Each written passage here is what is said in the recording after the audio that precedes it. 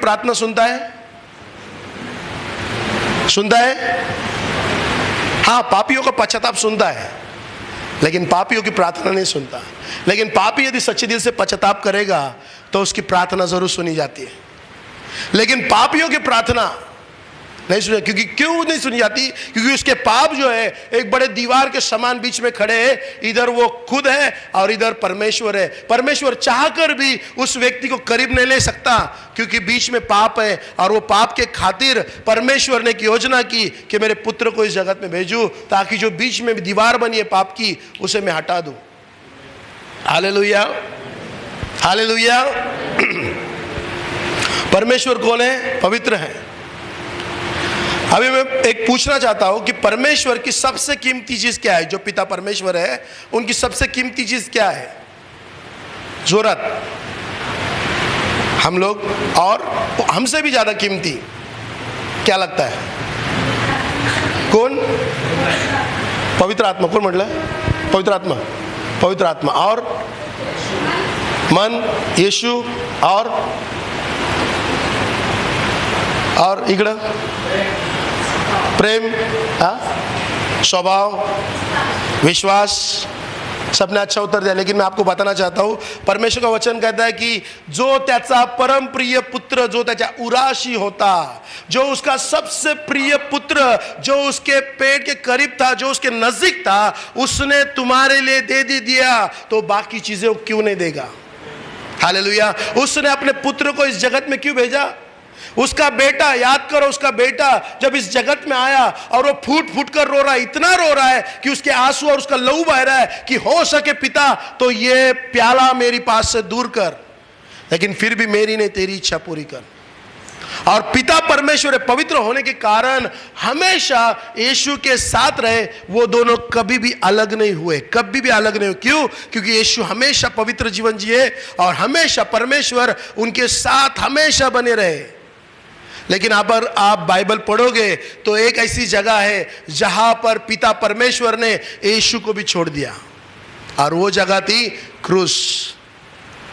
जब क्रूस पर बाइबल कहता है कि तीसरे प्रहर को जब सारा अंधकार फैल गया और सारी दुनिया का पाप यीशु के ऊपर आया, तब पिता परमेश्वर ने, जो पवित्र है, उसने अपना मुंह फेर लिया पुत्र से, और वो अकेला गिरा वहां पर। जितने चेले थे सब चेले छोड़कर भाग गए, और यीशु अकेले सारी दुनिया का पाप, श्राप, जितने भी हम गंदे काम करते हैं, वो सारे यीशु के ऊपर आए। और बाइबल कहता है कि जब पिता ने अपना चेहरा फेरा, तब यीशु ने जोर से चिल्लाया, हे मेरे पिता, हे मेरे पिता, तूने मुझे क्यों त्यागा? हालेलुया। क्यों त्यागा? उसकी कुछ गलती थी? लेकिन पिता की इच्छा ना होते हुए भी पिता ने अपना मुंह फेर लिया, क्योंकि हमारा पाप इतना गंदा है कि यीशु को भी अपना पिता छोड़ सकता है, तो आप और मैं कौन हूं? हालेलुया। पाप एक ऐसी चीज है जिससे पिता परमेश्वर अपने पुत्र से भी मुंह फेर सकता है। तो आपके और मेरे जीवन में कैसी क्या परमेश्वर पिता का अनुग्रह रहेगा? यदि आप चाहते हो पिता परमेश्वर का अनुग्रह, पिता परमेश्वर का मुख हमारी ओर हो, परमेश्वर का हाथ हमारी हो, तो गंदे पाप छोड़ दो, गंदी कामें छोड़ दो, क्योंकि समय आया है पश्चाताप करके अपने पापों से फेरने का और यीशु को अपना जीवन देने का। चर्च, आज ही निर्णय लो कि मैं जो भी कर रहा हूं उन सारी चीजों को छोड़कर मैं अपने आप को प्रभु यीशु के हवाले करना चाहता हूं, एक सच्चा जीवन देना चाहता हूं, सारी चीजों को छोड़कर यीशु के पीछे आना चाहता हूं। Hallelujah, hallelujah. रोमियो किताब इसका 3 अध्याय और 23 वचन हम पढ़ेंगे।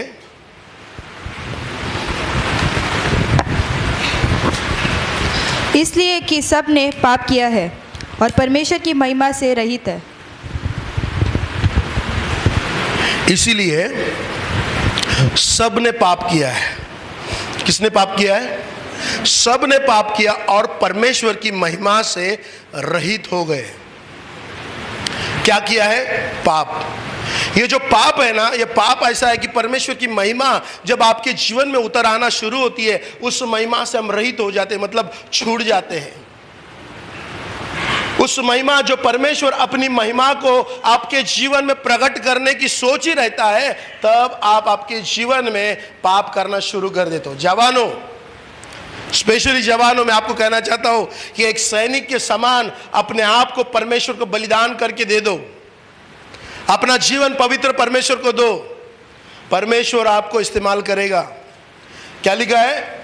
सबने पाप किया और परमेश्वर की महिमा से रहित हो गए, मतलब दूर हो गए। जो परमेश्वर तुम्हें महिमा, अपनी महिमा देना चाहता था, जो परमेश्वर अपनी उपस्थिति तुम्हारे पर डालना चाहता था, उस उपस्थिति को तुम लेते लेते बच गए। हालेलुया। पास्टर मी तो असे पाप करत नहीं, घाण व्हिडिओ पाहत नहीं, मैं तो कुछ दारू पीती नहीं, मैं तो कुछ सिगरेट पीता नहीं, मैं तो कुछ करता नहीं पास्टर, लेकिन मेरे मन में किसी के प्रति गुस्सा है। तो मैं आपसे कहना चाहता हूँ, आपके जीवन में भी प्रभु की आशीष कभी नहीं आएगी। हालेलुया। हृदय, क्योंकि ये भी बड़ा पाप है। हालेलुया। बाहर से बहुत अच्छा दिखता हो पास्टर जी, बाहर से मसीह लोग क्रॉस घिस, हालेलुया, प्रेज द लॉर्ड, लेकिन अंदर क्या है? यीशु ने कहा कि यहूदियों को, जो शास्त्र पुरुष जिनको वचन मालूम है, जो हमेशा चर्च आते थे, उनको उन्होंने साफ साफ कहा कि ये उस कटोरे के समान है जो बाहर से चमकता है लेकिन अंदर गंदा है। वो उस कबर के समान है जो बाहर से मस्त मार्बल की है, इकड़े ध्यान दिया, बाहर से मस्त मार्बल की है, लेकिन जब खोदेंगे तब सड़ा हुआ आदमी बाहर से निकल के आएगा। हालेलुया। और एक वचन पढ़ेंगे, इब्रानियों की किताब 6 अध्याय और 4 वचन। इब्री का राष्ट्र पत्र 7 अध्याय 4 वचन।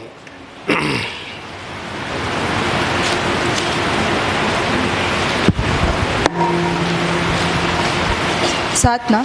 हाँ पढ़िए।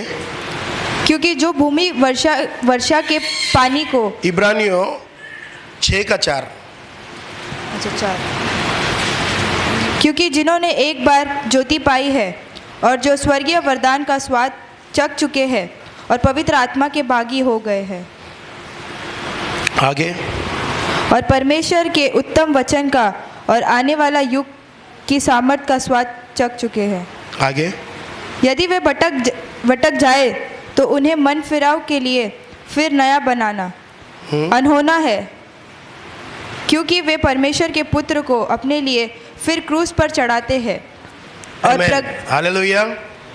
क्योंकि जिन्होंने एक बार ज्योति पाई, जिन्होंने परमेश्वर की ज्योति को पा लिया और स्वर्गीय स्वाद को भी चख लिया, नया नया प्रभु में आया, और नया नया प्रभु में आने के बाद क्या हुआ? मैंने परमेश्वर की ज्योति को प्राप्त कर लिया और परमेश्वर के स्वर्गीय और स्वर्ग के वरदानों को क्या किया? चख लिया, और पवित्र आत्मा के भागी हो गया, और वचन मैंने पढ़ लिया, परमेश्वर के उत्तम वचनों और आने वाले युग को, सामर्थ को स्वाद चख लिया। आने वाला जो सामर्थ है, जो युग है, उसका भी स्वाद चख लिया। लेकिन फिर बाद में, इतना होने के बाद, वरदान मिलने के बाद, पवित्र आत्मा मिलने के बाद में वचन पढ़ने के बाद, सामर्थ मिलने के बाद, फिर वो बंदा क्या कर रहा है? पाप कर रहा है। क्या कर रहा है? ध्यान देना क्या लिखा है यहाँ पर, कि जब पवित्र आत्मा की ज्योति तुम्हें मिली, वरदान मिले, बाइबल का वचन का ज्ञान था, आराधना कर रहे थे, सब कुछ कर रहे थे, लेकिन फिर भी फिर से पाप कर रहे हो, तो उनके लिए वो लोग क्या कर रहे हैं? अपने हाथों से मसीह यीशु को क्रूस पर चढ़ा रहे हैं। दोबारा क्या कर रहे हैं? मसीह यीशु को क्रूस पर चढ़ा रहे। चर्च, ध्यान देना। हालेलुया। क्या हम प्रभु को बार बार क्रूस पर चढ़ा सकते हैं? नहीं। और एक वचन, 1 कुरिन्थी 1 का 18।